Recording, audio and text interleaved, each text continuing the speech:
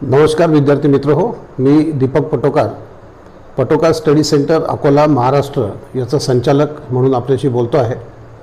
आमच्या नवीन YouTube channel PSC यामध्ये आपलं सर्वांचं मी स्वागत करतो। गेली 8 वर्षापासून अकोल्यामध्ये पटोकार स्टडी सेंटर हे स्पर्धा परीक्षेचं मार्गदर्शन केंद्र आम्ही चालवत आहोत। गेल्या 8 वर्षामध्ये 100 पेक्षा जास्त विद्यार्थी विविध सरकारी नोकरी किंवा बँकिंगमध्ये या माध्यमातून सिलेक्ट झालेले आहेत। अधिकारी लेवल, क्लरिकल लेवल आणि इतर अनेक पोस्टमध्ये लोक सिलेक्ट झालेले आहेत। ही जी परंपरा संस्थेची चालू आहे, हीच परंपरा कोरोना नंतरच्या काळात ऑनलाईनमध्ये रूपांतरित करावी अशी बऱ्याच लोकांची मागणी होती आणि ती काळाची गरज पण आहे। त्या हिशोबाने हे नवीन यूट्यूब चॅनल आम्ही स्टार्ट केलेलं आहे। आता या यूट्यूब चॅनलवर माझ्यातर्फे किंवा आमच्या संस्थेतर्फे सर्व विद्यार्थ्यांना, पालकांना कुठली माहिती मिळाली पाहिजे या गोष्टीवर आम्ही बराच विचार केला। तर सुरुवात करताना सर्वप्रथम या गोष्टीची एक जाणीव झाली की स्पर्धा परीक्षाचं एक खूप मोठं विश्व आहे।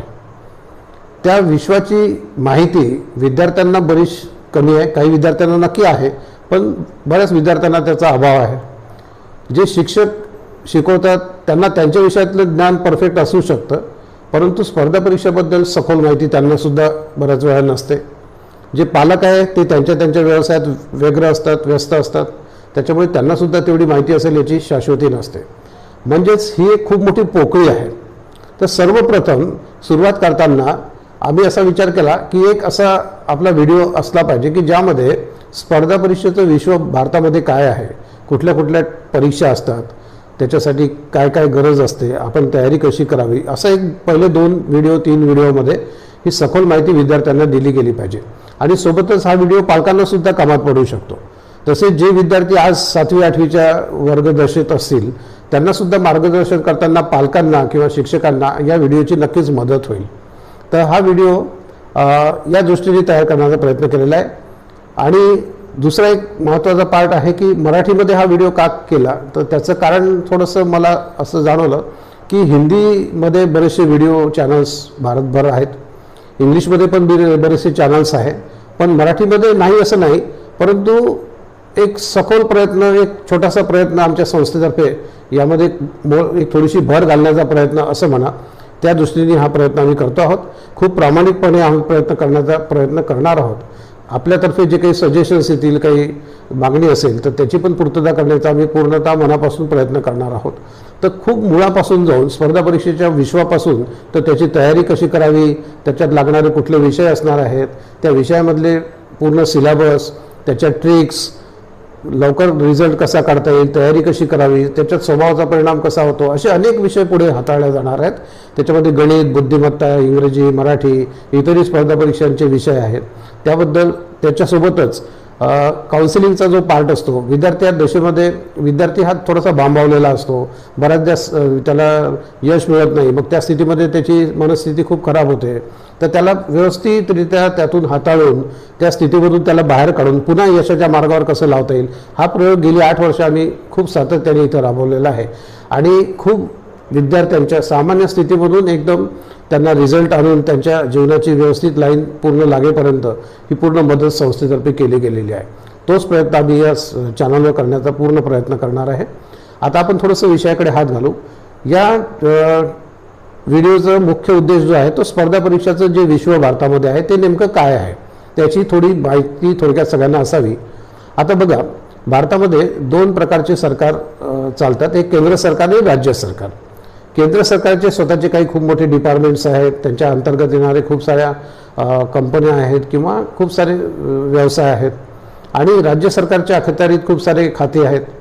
तर या दोघांची प्रक्रिया, भरतीची प्रक्रिया जी वेगवेगळी असते। तर आपण एक थोडासा ब्रॉड व्ह्यू घेऊ। केंद्र सरकारपासून आपण जर सुरुवात बघितली तर केंद्र सरकारचे पूर्ण त्याचे जे उमेदवार आहेत प्रत्येक जिल्ह्यामध्ये कुठं ना कुठं त्यांची उपस्थिती असते। तर केंद्र सरकारच्या अखत्यारीत येणारे आणि राज्यांवर नियंत्रण ठेवण्यासाठी प्रत्येक जिल्ह्यामध्ये असणारी जी काही मुख्य पदं आहेत, ही भरण्याचं सगळ्यात महत्त्वाचं काम जे आहे ते UPSC हे करत असतं। UPSC म्हणजे काय, तर युनियन पब्लिक सर्व्हिस कमिशन ही सगळ्यात मोठी स्पर्धा परीक्षा भारतातली आहे असं तुम्ही गृहीत धरा। ते या UPSCच्या अंतर्गत सिव्हिल सर्व्हिसेस एक्झाम अशा एक्झाम घेतल्या जातात, ज्याच्या अंतर्गत 24 परीक्षा आहेत. म्हणजे जिथे एकदम मुख्य पदे क्लास 1च्या टॉप क्लास 1चे जे काही पदं आहेत भारतभरात लागणारी, ती सर्व पदं UPSCच्या थ्रू भरल्या जातात. त्यातले IAS हे पद जनरली सगळ्यांनाच कल्पना आहे. IPS एक पद आहे, इंडियन फॉरेन सर्व्हिसेस आहे. त्याच्या व्यतिरिक्त अजून 21 पदे, म्हणजे असं साधारण 24 पदांचं हे एक सिव्हिल सर्व्हिसेस एक्झाम म्हटलं जाते. तर ही एक सगळ्यात भारतातली महत्त्वाची परीक्षा आहे. ज्यांना कोणाला सिव्हिल सर्व्हिसेसकडे जायला पाहिजे त्यांनी तयारी कशी करावी हे पुढच्या व्हिडिओमध्ये मी पूर्ण डिटेल सांगणार आहे. आज आपण विषय इथपर्यंत सीमित ठेवू की स्पर्धा परीक्षा कुठे कुठे आणि कशा कशा असतात. आता हे UPSC झालं क्लास 1 सुपर क्लास 1 लोकांची भरती करण्यासाठी. मग जे केंद्र सरकारचे खाते आहेत आणि ज्यामध्ये सुपर क्लास 1 पदं सोडून जे खालची पदं आहे की ज्याच्यामध्ये गॅझेटेड नाही परंतु ग्रुप बीची पदं आहेत, ग्रुप सीची, ग्रुप डीची पदं आहेत, अशा प्रकारची जी पदं असतात त्यांची भरती प्रक्रिया करण्यासाठी स्टाफ सिलेक्शन कमिशन असं एक दुसरं कमिशन आहे. तर त्या पूर्ण केंद्र सरकारच्या अखत्यारीत येणाऱ्या सरकारी जेवढे काही खाती आहेत त्यांच्या पदभरतीचा कार्यक्रम हा स्टाफ सिलेक्शन कमिशनतर्फे केला जातो आणि क्लास 1 सुपर क्लास 1ची भरती UPSC मार्फत केली जाते. ही दोन महत्त्वाचे कमिशन्स प्रामुख्याने आहेत आणि याची भरती प्रक्रिया सतत वर्षभर सुरू असते. कारण स्टाफ सिलेक्शनची ॲडव्हर्टाईज प्रत्येक आठवड्यामध्ये कुठल्या ना कुठल्या खात्यासाठी येत असते. तर याच्यात जर विद्यार्थ्यांनी बारकाईने लक्ष घातलं तर खूप साऱ्या वर्षभर संधी त्याच्यामध्ये मिळत असतात. आता हे जे दोन महत्त्वाचे कमिशन जर सोडले तर याच्या व्यतिरिक्त केंद्र सरकारच्या अखत्यारीत येणारे भरपूर सारे अशी खाती आहेत की त्याच्यात कुठे ना कुठे जॉबच्या ऑपॉर्च्युनिटीज वर्षभर आपल्याला मिळत असतात. आपण एका क्रमाने त्याच्यात बघू. याच्यानंतर जो पहिला महत्त्वाचा बोर्ड जो येतो तो रेल्वे रिक्रुटमेंट बोर्ड. म्हणजे रेल्वेची भरती प्रक्रिया जी आहे ती भरती प्रक्रिया त्याच्या अंतर्गत रेल्वे रिक्रुटमेंट बोर्ड स्वतंत्र त्यांचं एक बोर्ड आहे आणि त्याच्यामध्ये पदभरती केली जाते. आता रेल्वे असो, पोस्ट ऑफिस असो, इन्शुरन्स कंपनी असो, जिओलॉजीचं डिपार्टमेंट, अर्थशास्त्राचं, याचे जे टॉपचे पदं असतात हे सगळे UPSC भरणार आहे. तसंच UPSCमधून NDA आणि CDS या दोन परीक्षेची सुद्धा पदं भरल्या जातात. NDA म्हणजे नॅशनल डिफेन्स अकॅडमी आणि नेव्हल अकॅडमी. हे 12वीच्या बेसिसवर एक ॲडमिशन असते जिथं तुम्ही एकीकडे ट्रेनिंगही घेत असता आणि तुमची डिग्री पण पूर्ण होत असते आणि त्याच्यानंतर लष्करी दलामध्ये तुम्हाला ऑफिसर लेवलच्या पोस्ट मिळतात. आणि CDS जे आहे कंबाईंड डिफेन्स सर्व्हिसेस, हे तुम्ही ग्रॅज्युएट झाल्यानंतर तिथे एंटर करत असता आणि कमी वयामध्ये ऑफिसर होण्याची संधी या CDS मार्फत आपल्याला तिथे मिळत असते. तर याची सुद्धा याची जी भरती आहे ही UPSC करत असते. सगळ्या गव्हर्नमेंटच्या डिपार्टमेंटची टॉपची जी पदं आहेत याची पण भरती UPSC करत असते. पुन्हा बेसिक जेवढे काही स्ट्रक्चर आहे ज्याच्यामध्ये शेती खाते आलं, रिसर्च आला, जिओलॉजी डिपार्टमेंट आहे, हेल्थ आहे, इंजिनिअरिंगचे डिपार्टमेंट्स आहे, यांची पण खूप सारे पदं वर्षभर निघत असतात आणि ही टॉपची क्लास 1ची पदं सगळी UPSC थ्रू भरल्या जातात. मग आता हे जे रेल्वे रिक्रुटमेंट बोर्ड आपण सांगतो आहे, कोणत्याही डिपार्टमेंटला गव्हर्नमेंटच्या जुन्या काळी आपण त्याला क्लास 1 क्लास 2 ऑफिसर असं म्हणायचो, क्लास 3 पोस्ट म्हणायचो, क्लास 4 पोस्ट म्हणायचो. पण मध्यंतरी सरकारने याचा नियम थोडा बदलला आणि त्याला ABCD असे ग्रुपमध्ये वर्गीकरण केलेलं आहे. जे क्लास 1 अधिकारी आणि क्लास 2 अधिकारी जे गॅझेटेड असतात त्यांना ग्रुप Aचे अधिकारी म्हटलं जातात. ग्रुप Aचं ती प्रक्रिया आहे. नंतर जे नॉन गॅझेटेड ऑफिसर असतात त्यांना ग्रुप Bमध्ये वर्गीकरण केलं जातं. जी क्लर्कची लेवल आहे त्याला ग्रुप Cमध्ये वर्गीकरण केलं जातं आणि ज्याला निम्न स्तरातील म्हणजे आपण त्यांना हेल्पर, त्याला मेसेंजर किंवा जुन्या काळी पिऊन म्हणायचे, आता MTSच्या पोस्ट निघतात, या प्रकारच्या ज्या पोस्ट असतात याला ग्रुप Dच्या पोस्ट म्हटल्या जातात. तर रेल्वेमध्ये सुद्धा हे 4 वर्गीकरण आहे. कुठल्याही डिपार्टमेंटला तुम्ही जर गेले तर हे 4 वर्गीकरण असतात. तर रेल्वेमध्ये ग्रुप D आणि ग्रुप C याच्या वारंवार परीक्षा निघत असतात, ज्याच्यामध्ये तुम्हाला 10वीपासनं कोणी ITIच्या पोस्ट असतील, कुठे 12वीच्या लेवलच्या पोस्ट आहे, कुठे डिग्री लेवलच्या पोस्ट आहे, तर याची वारंवार संख्या येत असते आणि हे खूप हजारोमध्ये संख्या असतात. आणि जेवढे जेवढे रिजन्स रेल्वेच्या आहेत त्या रिजन झोन्सनुसार वेगवेगळ्या परीक्षा त्या लोकांना संधी मिळत असतात. तर ग्रुप Bच्या ज्या परीक्षा रेल्वेच्या असतात ह्या डायरेक्टली पब्लिकमधनं भरत नाही. त्याच्यात बाय प्रमोशन जे ग्रुप C वाले लोक आहेत त्यांना त्यांच्या सिनियरिटीनुसार प्रमोशन देऊन ग्रुप Bच्या पोस्ट भरल्या जातात. तर ग्रुप C आणि ग्रुप D या दोन खूप मोठ्या संधी रेल्वेमध्ये असतात, ज्याच्यामध्ये आपल्याला पदं जे माहीत आहेत स्टेशन मास्टरपासून आहे, लोको पायलट, खूप सारे पदं आहेत. तुम्ही त्याच्या डिटेलमध्ये जाऊन बघू शकता. तर रेल्वे हे खूप मोठं दुसरं दालन आहे की भारतात सर्वात जास्त रोजगार निर्मिती करणारा तो व्यवसाय आहे. त्याच्यामुळे तो एक खूप मोठा सेक्टर आपल्यासाठी ओपन अप आहे. रेल्वेनंतर जर अजून एक मोठा सेक्टर केंद्राच्या दृष्टीने पाहिला तर बँकिंग सेक्टर हा खूप मोठा सेक्टर आहे. इंडियामध्ये बँकिंग स्ट्रक्चर खूप मोठं आहे आणि फ्युचरमध्ये बँकिंग अँड फायनान्स सेक्टर हा खूप वाढत जाणारा आहे, कारण सगळं जग अर्थशास्त्रावर सध्या चाललं आहे. सेवा पुरवठा आणि सगळं अर्थशास्त्राच्या चक्रावर हे सगळं चाललं आहे. त्याच्यामुळे बँकिंगला अनन्यसाधारण महत्त्व सध्या आलेलं आहे. मग बँकिंगमध्ये आपण कुठल्या परीक्षा द्यायला पाहिजे, तर आपला फोकस जो असतो तो सरकारी नोकरी आहे. मग सरकारी बँका कुठल्या, तर साधारण 3 प्रकारच्या बँका सरकारी आहेत, ज्याला आपण सरकारी बँक म्हणू शकतो. एक स्टेट बँक, ती स्वतंत्र एक मोठी बँक आहे. त्याच्या आधी त्यांच्याकडे काही ग्रुप असायचा, जसं स्टेट बँक ऑफ हैदराबाद वगैरे, पण आता ते सगळं मर्ज होऊन एकच बँक झाली आहे, स्टेट बँक. त्याला आपण एक पहिली कॅटेगरी पकडू, स्टेट बँक. दुसरं राष्ट्रीयकृत बँका. 1969 आणि 1980 मध्ये गव्हर्नमेंटने त्यावेळेस 20 बँकांचं राष्ट्रीयकरण केलं. राष्ट्रीयकरण केलं म्हणजे त्या एकेकाळी प्रायव्हेट बँक होत्या, तर त्यांचं राष्ट्रीयकरण झालं, गव्हर्नमेंटने त्यांना ताब्यात घेतलं. परंतु 1993 पासून त्याच्यामध्ये नरसिंहम कमिटीच्या रिकमेंडेशननुसार त्यांनी बँका खूप जास्त संख्या नको, कंट्रोल करायला जरा कठीण जातं, NPS होतात, म्हणजे टेक्निकल थोडे इश्यूज होतात, त्याच्यामुळे त्यांनी मर्जर सजेस्ट केलेलं होतं. मग ती टप्प्याटप्प्याने या बँकांमध्ये मर्जर केलं गेलं आणि आज मितीला 20ची संख्या जाऊन 11वर आलेली आहे. म्हणजे या बँका कमी नाही झाल्या, त्या एकमेकांमध्ये मर्ज होऊन ती संख्या कमी झालेली आहे. म्हणजे हा दुसरा महत्त्वाचा बँकेचा ग्रुप आहे. पहिली स्टेट बँक, दुसरं 11 नॅशनलाइज बँक म्हणजे राष्ट्रीयकृत बँका, आणि तिसरा जो गट सरकारी बँकांमध्ये येतो तो आहे प्रादेशिक ग्रामीण बँका, ज्याला आपण रिजनल रूरल बँक म्हणतो. 1975 मध्ये सरकारने या स्वतंत्र बँका सुरू केल्या आणि पहिला उद्देशांचा ग्रामीण भागांवर जास्त लक्ष देणं होता, पण 1993 नंतर बराचसा बदल भारतामध्ये आर्थिक स्थितीमध्ये झालेला आहे.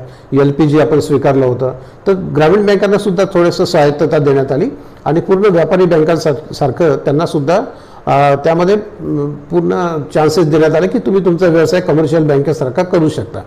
त्याच्यामुळे तेच रूल ग्रामीण बँकेला पण लागू झाले. एका घडीला 196 ग्रामीण बँका भारतामध्ये काम करत होत्या. मग पुढे पुढे मर्जर्स त्याच्यातही सुरू झाले आणि आज मित्रात 43 ग्रामीण बँका भारतभरात आहेत. आता ही 43 संख्या याच्यासाठी आहे की कोणत्या राज्यामध्ये 2 ग्रामीण बँक आहे, कुठे एक आहे. महाराष्ट्रामध्ये सध्या 2 ग्रामीण बँक आहे. एक महाराष्ट्र ग्रामीण बँक ज्याचं हेडक्वार्टर औरंगाबादला आहे आणि दुसरी विदर्भ कोकण ग्रामीण बँक ज्याचं हेडक्वार्टर नागपूरला आहे. तर ह्या ग्रामीण बँकेची एक स्वतंत्र भरती प्रक्रिया आहे. मग हे जे 3 बँकांचे चान्स आपल्याला मिळाले, एक स्टेट बँक, दुसरं 11 राष्ट्रीयकृत बँका आणि 43 ग्रामीण बँका.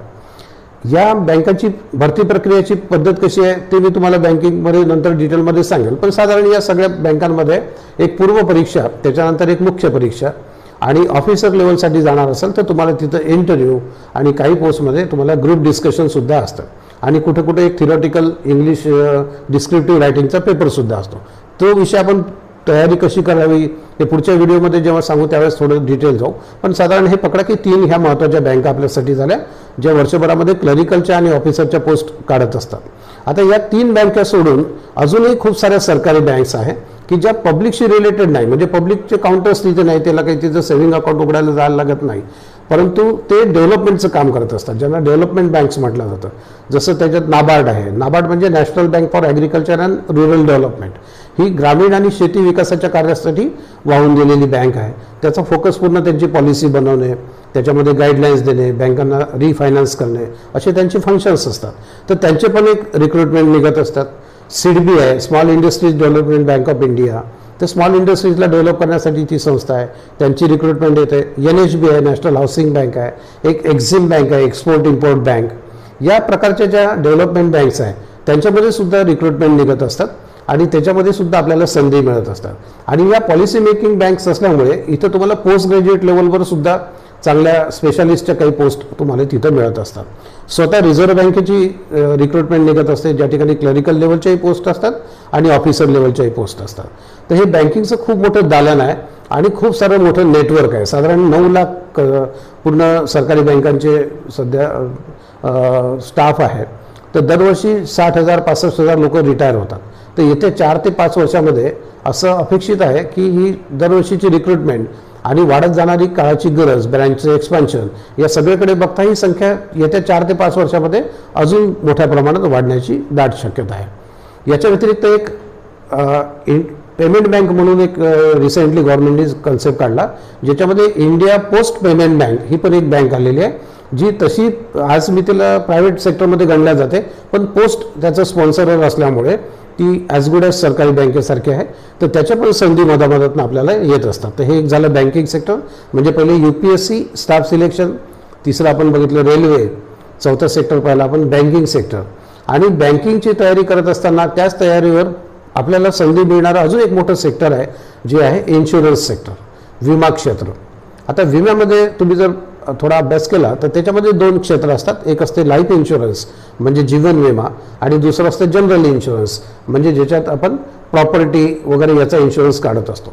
तर हे लाईफ इन्शुरन्स जे आहे हा ह्युमन लाईफचा इन्शुरन्स असतो. तर याचं काम करणारी सध्या 24 कंपन्या भारतामध्ये आहेत. त्याच्यापैकी LIC ही एक सरकारी कंपनी आहे. मग त्याच्यामध्ये सुद्धा क्लरिकल लेवलचे आणि ऑफिसर लेवलचे जॉब आपल्याला मिळत असतात.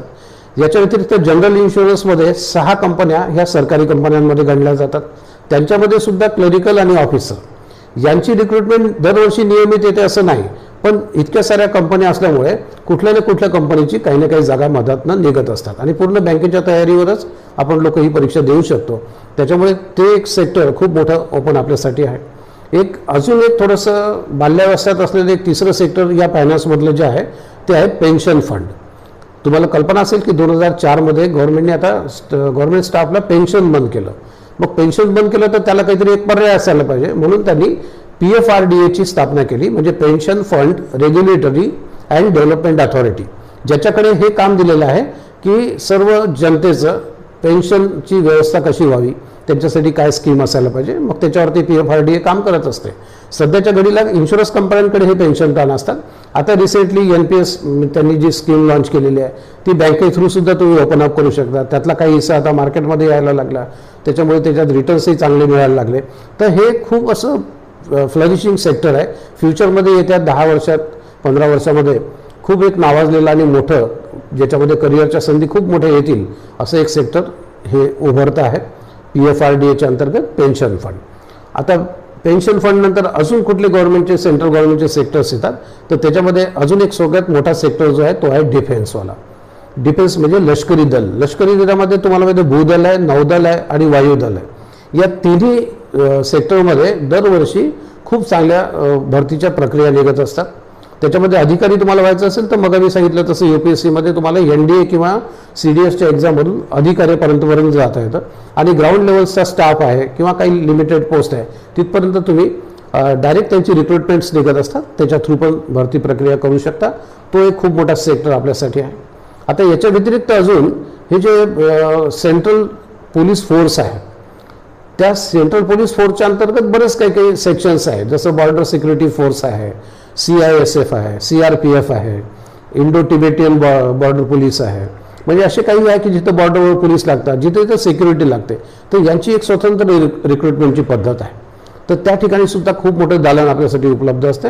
ज्यांना फिजिकली स्ट्रॉंग आहे, ज्यांना फिजिकल कॅपॅसिटी असणारे जॉब्स पाहिजे त्या संधी तिथं मिळतात, आणि ज्यांना थोडेसे इंटेलेक्च्युअल किंवा ऑफिसर लेवल जॉब्स पाहिजे त्यासुद्धा संधी त्या ठिकाणी आहे.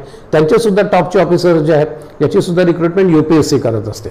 तर हे त्याच्यानंतरचं मोठं सेक्टर आहे.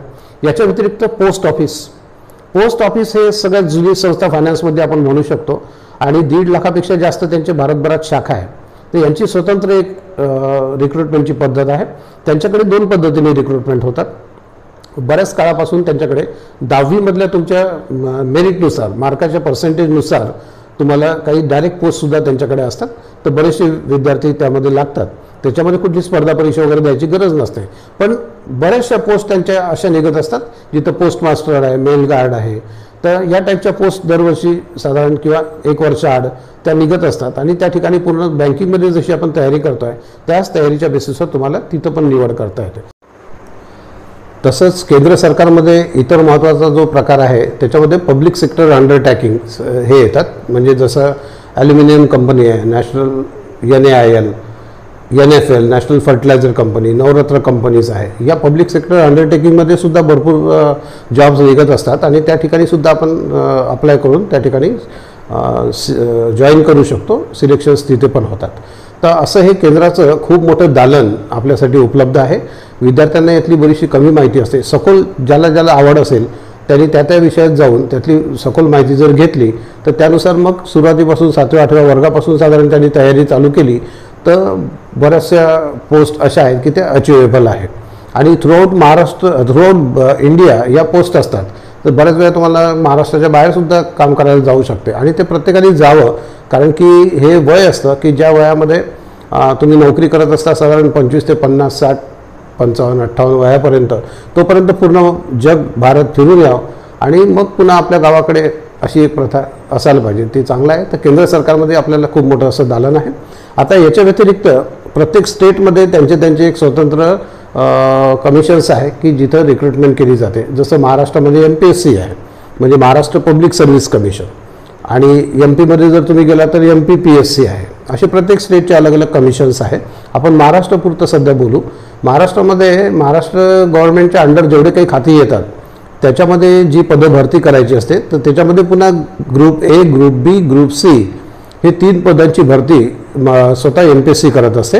ग्रुप A मध्ये जे सबऑर्डिनेट पदं असतात, म्हणजे UPSC थ्रू जी पदं जिल्ह्यासाठी भरले जातात, जसं उदाहरणार्थ डिस्ट्रिक्ट कलेक्टर हे पद UPSCतून भरलं जातं. तर त्याच्या सबऑर्डिनेटमध्ये जे इथं मुख्य पद आहे ते डेप्टी कलेक्टर, तर हे पद MPSCच्या ग्रुप A मधून भरलं जातं. तसं डेप्टी कलेक्टर आहे, CEO, जिल्हा परिषदला CEO असतात ते IAS असतात, तर त्याच्या अंडर जे आहे ते डेप्टी CEO, त्याच्यानंतर तहसीलदार, नायब तहसीलदार, अशी बरीचशी पदं आहे की MPSCच्या ग्रुप A मध्ये ती भरल्या जातात. त्याला पॉप्युलरली सगळे लोक राज्यसेवा म्हणतात. त्याच्यानंतर ग्रुप Bची MPSCची परीक्षा असते, ज्याच्यामध्ये PSI, sales tax inspector, assistant अशा जे पदं असतात तर त्याची एक कंबाईन एक्झाम प्रीची होते, ज्या कंबाईनमध्ये सगळे तिन्ही परीक्षांची परीक्षार्थी जे आहेत ते फॉर्म भरतात आणि कंबाईन परीक्षेमधनं मग प्रत्येक यादी वेगळी होऊन प्रत्येकाची मेन्स एक्झामसाठी वेगळी परीक्षा होते. त्याच्यानंतर ग्रुप C मध्ये मंत्रालय क्लर्क, कर सहाय्यक यासारखी पदं असतात. तर याची पण एक कंबाईन प्री होते आणि त्याच्या व्यतिरिक्त नंतर मेन्स प्रत्येकाची अलग अलग होत असते. तर MPSCच्या या रिक्रुटमेंटच्या व्यतिरिक्त सरळ सेवा भरती हा एक प्रकार आहे, ज्याच्यामध्ये जिल्ह्यातली काही पदं असतात, क्रीडा अधिकारी आहे किंवा अशा प्रकारची पदं असतात जी सरळ सेवा भरतीमध्ये आहे. आणि जिल्हा निवड समिती आहे, त्यांच्या अंतर्गत काही पदांची भरती होत असते, ज्याच्यामध्ये जिल्ह्याला अधिकार, जसं ग्राम लेवलला वन विभागातले काही पोस्ट असतात, तर असे काही छोट्या पोस्ट आहेत. तर तलाठी आहे, ग्रामसेवक आहे, याचीसुद्धा पदभरती जिल्हा निवड समितीतर्फे होते. आता स्टेट गव्हर्नमेंटतर्फे काही एजन्सीला परीक्षा घेण्याचे कॉन्ट्रॅक्ट दिले जातात. तर या सगळ्या ठिकाणी आपल्याला तयारी जी करायची असते ती एक साधी सगळ्या ठिकाणी सारखीच तयारी आहे. साधारण 5 विषय सगळीकडे आहेत. 5 म्हटल्यापेक्षा आपण 4 विषय म्हणू, ज्याच्यामध्ये गणित, बुद्धिमत्ता, इंग्रजी आणि जनरल सायन्स, जनरल स्टडीज, ज्याला सामान्य ज्ञान आपण म्हणू. आणि महाराष्ट्रामध्ये जर आपण आलं तर मराठी हा विषय पण त्याच्यामध्ये वाढतो. तर असे 5 विषय साधारण आपल्याला तयार करायचे असतात. याची तयारी कशी करायची याच्या बाबतीत आपण नेक्स्ट 1-2 व्हिडिओमध्ये सखोलमध्ये त्याच्यावर चर्चा करणार आहे. सध्या आपण एक फक्त विश्व बघितलं की स्पर्धा परीक्षाचं कसं विश्व आहे आणि आपण आपलं करिअर कुठे घडू शकते, आपली कशी कपॅसिटी आहे. पालकांनीसुद्धा याच्याकडे लक्ष देण्याची गरज आहे की आपल्या मुलामध्ये नेमके कोणते गुण आहेत, त्याची क्षमता काय आहे, बौद्धिक क्षमता किती आहे, सिटिंग कपॅसिटी त्याच्यात किती आहे, रिडिंग हॅबिट आहे का त्याचं डोकं शार्प चालतं, ट्रिकी हॅबिट आहे. म्हणजे या गोष्टींचं ऑब्झर्व करून मग त्याचे करिअर्स ठरवायचे असतात. तर त्या बाबतीत मी पुढचा व्हिडिओ नक्की लवकरच टाकणार आहे, तर तुम्हाला त्याची पण चांगली मदत होईल. मित्र, मला खात्री आहे की याच्यातून तुमचं बरंचसं समाधान झालं असेल. अजून कोणत्या क्षेत्राबद्दल तुम्हाला माहिती पाहिजे असेल तर तुम्ही कॉमेंटमध्ये नक्की टाकू शकता, त्याच्यावरही आम्ही निराकरण लवकरच देऊ. साधारण सध्या आठवड्याला 2 व्हिडिओ आम्ही टाकणार आहोत आणि पुढे मग प्रत्येक विषयाचे सिलेबससुद्धा हळूहळू सुरू करून येत्या 3 ते 4 महिन्यामध्ये साधारण पूर्ण माहिती किंवा जवळपास पूर्ण सिलेबस कव्हर करण्याचा आम्ही त्या ठिकाणी प्रयत्न करणार आहोत. तर तुम्हाला जर हा व्हिडिओ आवडला असेल तर याला नक्की लाईक करा, सबस्क्राईब करा, बेल आयकॉनचं बटन दाबा, जेणेकरून तुम्हाला पुढचे नोटिफिकेशन्स पूर्ण येतील आणि तुमच्या मित्रांना किंवा ज्या सर्कलमध्ये तुम्ही ग्रुपमध्ये असाल, ज्यांना विद्यार्थ्यांना याची गरज आहे, तिथे नक्की शेअर करा. Thank you very much.